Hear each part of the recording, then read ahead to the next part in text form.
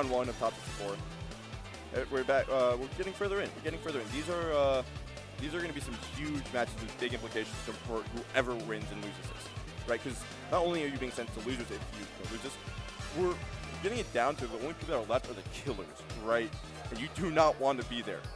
But looks like these two are just trying to find a way to talk about who goes where. It's classic pointing, you know. Don't have to speak to each point.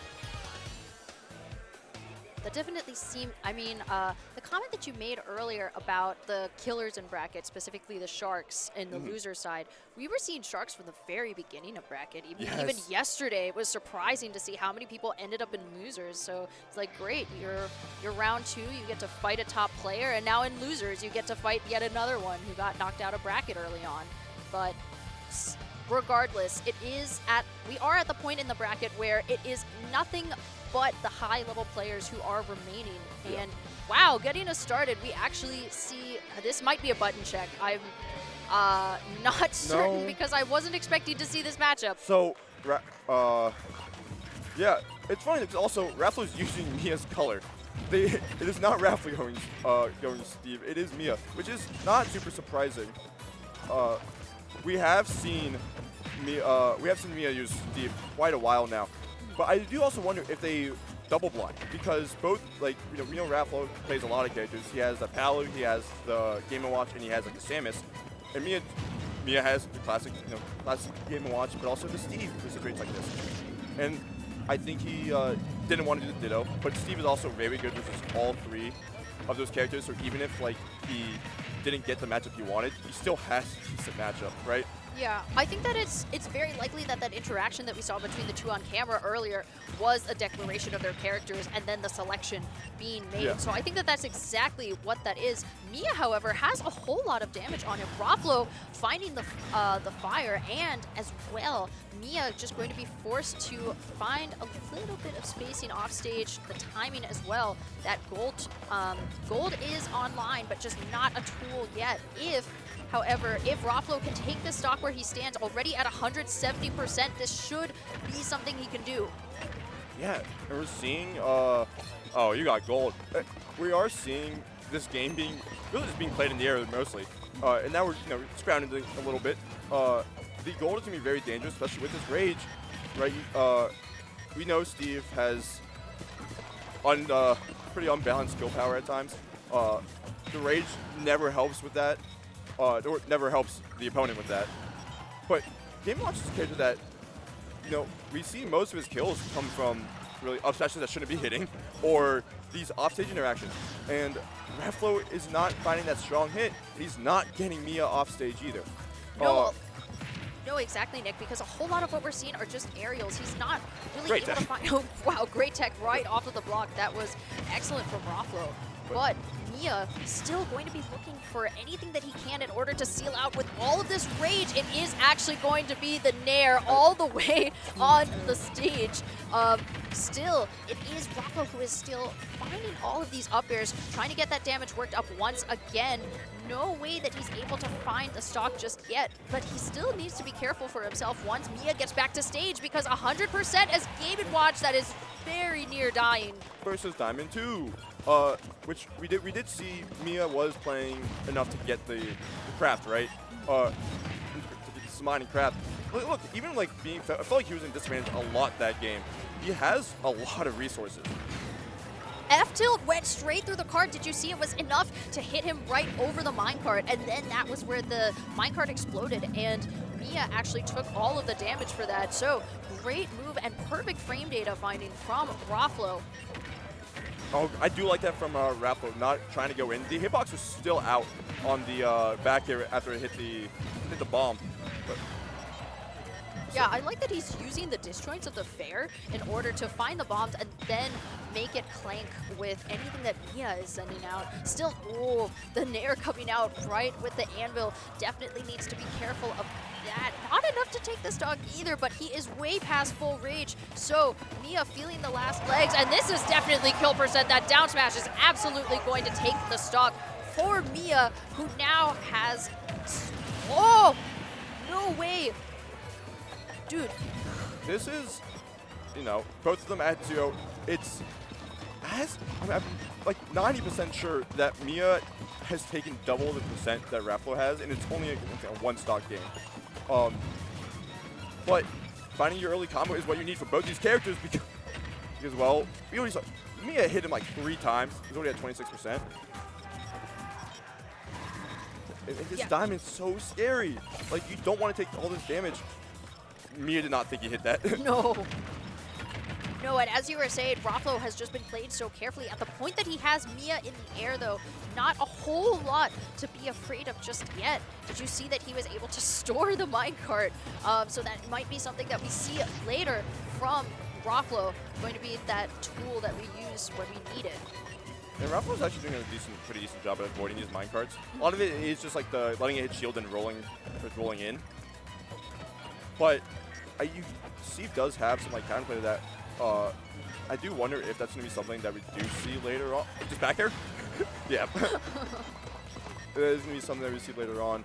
But Game & Watch is at that percent if you get hit by an up tilt bear. But why even bother with that when you can just footstool down air? Yeah, definitely what Miya was looking for, and though he is at a pretty high percentage himself, so he definitely needs to be careful. And as you were saying before, it does seem that Miya is using the minecarts more as a kill option and not exactly as something in order to recover, as we saw there. But it's not really something that he's using as for any of his setups. So I wonder, that definitely seems to be a habit, perhaps, that Raflow has picked up on. But don't get that special edge, please. No, Raflow able to go back to the center of the stage. Miya super determined to stop him where he is, 59%. This is a little mashing out, still. holy! Whoa, able to mash out. He doesn't have a whole lot of damage on him just yet. The fire as well, going to be chaining into some up airs, way to avoid that dare from Miya. And you should be able to, you had such a high, no, 186. You said like when Miya was like at 100%, that it was like such a high percent for a Game & Watch. I mean for Steve, I feel like 100's been like his mid range, right? We're constantly seeing Miya live upwards of like 150. That he got around that. Okay, I do wonder when these. What? I don't think I've ever seen a hitbox actually kill, and it didn't look. He hit him up here like rather like close to that percent. He aired out such a perfect time for that. Oh my. I feel like you grabbed there, maybe. He's been spamming that up, so it should maybe be. I've never seen Fire do that, ever. Was he holding straight up? Like, there was no kill screen, no nothing. And it could just be because of the block may, for some reason, may have mixed up like the game's, you know, kill screen. But, yeah, like look at that, 203 and didn't even go far and just explodes on this. What hitbox was that?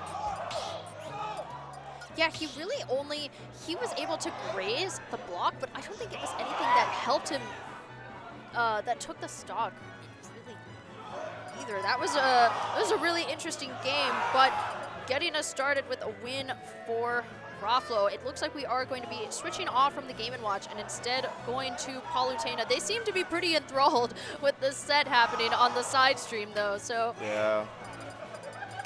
No, we're going back to the other mains. Yeah, wait, did Miya pick? I guess Miya did lose that game, so I think he was not. Raflow, I can imagine, was not really happy with how late he was killing, and also maybe thought that Miya would be going Game & Watch to try to ditto. Although I have seen Miya in the past not even do that, but. And Miya obviously reacted and was like, yeah, it looks like Game & Watch to pass it. Game & Watch is the answer. Yeah, definitely specifically something that he wants to go for going into this next set. We are seeing a pretty early combo there from Raflow, going to be getting this ledge trap going. Miya still hasn't been able to get too far back into stage. The down air, though, going to be his saving grace, and now Raflow forced to get off this ledge, and bringing him back the fair, going to be doing a little bit interrupting, but enough for him to mash out of it. Yeah, and we're seeing once of these backers, one of Palu's like also like main kill tools as well as a neutral tool at this point. We're seeing the down tilt backer, classic. And this is a lead you have. You're playing around. You can play around this pretty well. Because you're at 85, and we've seen how long a character can survive against Game & Watch if they're not letting them, if you're not finding the situations where you normally kill one, where you normally kill as Game & Watch. Raflow has had excellent spacing because you see a lot of the times that Miya will go for like a bear or a fair, he has something waiting like right as he has it out. So it'll be something like a down tilt of his own that he's able to combo in order to like follow up with a down tilt nair, like all of those sorts of things that we're seeing. And it's just really perfect frame data knowledge from Raflow that he seems to be able to do that. So there's nairs right now. Do you have your jump? I don't know. Either way, you're just nair down, and Miya kind of lets you have it. Interesting up tilt there. Yeah, a little bit confused by the up tilt, but Miya off stage though, definitely not in a spot where he wants to be, especially at this percent. Raflow going to be going for the nair, the fairs coming out and not enough to do anything for Miya. Miya just has to cling on this ledge and stay here for as long as he can because Raflow doesn't seem to be eager to let him in, finally getting his landing nair. Not going to want to this chance go where he can. And back air definitely going to be sealing things out for Miya, taking an unfortunate amount of damage for him. But Raflow now has Miya in disadvantage. Once again, a perfect crouch actually going to be making it impossible for Miya to be hit. And finding not quite the stock just yet, but a ledge trap for Raflow could be big, and that is going to be the stock. Perfect follow-up for Raflow, going to find himself an entire stock lead above Miya. So, and another thing that I have been really impressed by is Raflow's ability to land versus Game & Watch. Yeah. He's been mixing up these teleport recoveries really well, or just just straight up mixing up how he's recovering here, and it's not letting Miya get hits in. It's Miya gets his 3 standard you got touched by Game & Watch combos, right? And then he's just gone for the next. Well, as soon as I said that, he did kind of just get hit by 4 up airs, but and look at that, he made it back, and he forced Miya on the ledge. That's exactly what he's been doing this entire set, and it's so important because it's still going to be following up, finding that stock with the bear, as we were saying earlier, finding all of those kill options super early as well, because at that point, Miya hasn't had the chance to get him to a high percentage whatsoever because he's been so good at landing against Miya every single time. So Raflow up now, 2-0 over Miya. Sorry, it looks like they are going to, I think they originally wanted to run it back, but Miya's looking into potentially switching to a different stage right now. But yeah, I don't know if we're going to see a character switch. So Steve, I'm going to say, didn't look particularly practice at the moment. And yeah, I feel like you stick it out with your main here. You're Miya. You're the second best player in the world, right? Arguably the second best, if not the first, right? Ranking-wise, sure, but he's, you've been in these situations before where you're down 2-0, and you're gonna, I think, stick to your guns. Maybe try to see how you can adapt here, and actually get landing punishes on Raflow.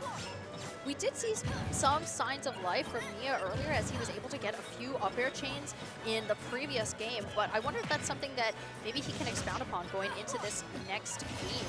Perhaps something that Raflow will be able to make up with a big nair chain into an up air of his own. Miya just unable to land, nowhere where he can go. The side B coming out, and Miya just trying to take his time off the side of the stage, but those landing nairs, actually the teleport too. Not expecting to see that to that upper ledge, but Miya's definitely taking that and finding that counter, exactly what he needed to lead into the up air. Raflow going to be taking that stock to the bank. That counter was so great because once it reflected it and sent it straight down, but the hitbox sent straight up, and we know how big Cavalier's up air is and how strong it is. When you're that high up, especially as Game & Watch, there's not many characters, if any, that live at that percent, right? Oh, this would be big back here. No, actually. Going high there to mix it up. No, good move there from Raflow to be able to avoid the back air from Miya and just, oh man, okay. The side B coming out from Raflow, and Miya now still ledge trap. The F tilt though going to be his saving grace in this instant. We have a grab the down throw as well, though not an up air that time, unfortunately for Raflow. Yeah, we have been seeing Miya cover high pretty frequently in this matchup. And I think a big part of it is because he knows that he can pretty safely get like there, like to beat out Palu up air. But there are situations where you probably just don't down air. We saw it there. Okay, how are you doing this? Just react. Oh, the dash perfect attack? But yeah, actually getting second life, immediately loses it to down tilt. Yeah. Right? All right, Miya finding that down tilt and then still finding himself at a pretty high percentage. The up air, not enough to take it from that part of the stage just yet. However, Raflow going to be caught by the very edge of that nair, still somehow trying to find a way to land, and actually a whole lot of those chains coming out that we saw earlier from Miya. The fair going to be connecting that time. That's not something that we've seen that much either. Just, yeah, trying to recover high. Yet another teleport and the perfectly placed dare from Miya going to be what takes that stock. Yeah, and we're seeing this Miya's first lead. It has to be Miya's first lead, like serious lead of the set, right? Yeah, this is the very first lead that we've seen. And he's not letting him. Oh my God, he did it again. He wasn't letting Raflow land. Raflow's also probably biding his time for a little bit to do that. Yeah, definitely a little bit of a different sort of trade than you would expect, because you take a lot of damage and then you're able to find a counter like that. But if he can make it off of this ledge, maybe Raflow can make something happen. Miya, though, so determined not to let it be him. Still looking to get off, taking as much time as he can in order to come back with the nair. Finally able to land. Raflow, though, going to be looking for Miya to overextend before he chooses a committal option. Trying to go for the down air out of shield. Getting hit by the last few hits of that dash attack. Miya putting himself in this corner is kind of scary, but he hasn't actually really been getting punished since last stock. How do you get off this situation here? Definitely with the back. Just trying to find something, getting himself off this ledge.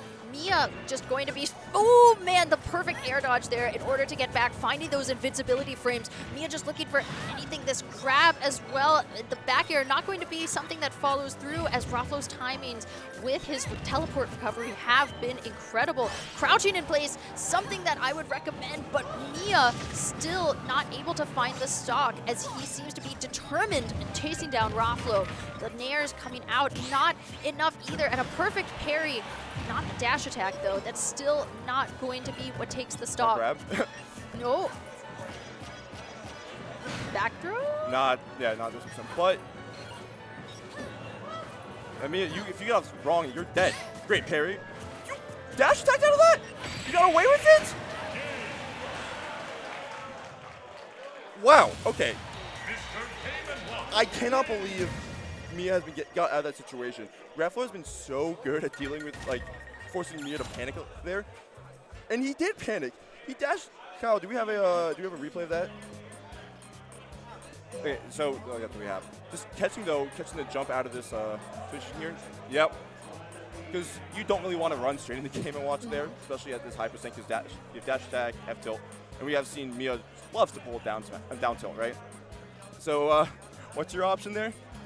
Jump. But yeah, you also really shouldn't. We also have seen Raflow use teleport to get out of there a few times. You don't want to risk it because that has a decent amount of startup and a decent amount of end lag. It's just it was just a big trap with Miya, and a lot of options he could have picked, and Miya chose the right one, and Raflow chose the wrong one. But I do also think that game felt a lot closer than it was because of a lot of literally because of those two reflect skills, right? First one led into the fair, and then the second one led to the up air, and the second one was the wait and react back air, and it definitely helps set the pace a little bit. But yeah, you're giving me a little bit of momentum, and that might be all he needs to speed it up. Yeah. Back to Hollow. Don't think this is a bad stage to go back to. Yeah, this is an interesting choice for Miya, and wondering how it's going to play into what we could see from this set for both of them. Trying to spacing with the fair. Trying to find a nair to potentially convert into back air, just to get that damage in. Fair dash attack. Yep. Fair. Oh no, he's gonna take 20% and go nowhere. Getting that damage in though. Yeah, and again, Raflow being able to recover by utilizing his teleport in a way that times out the spacing of Miya.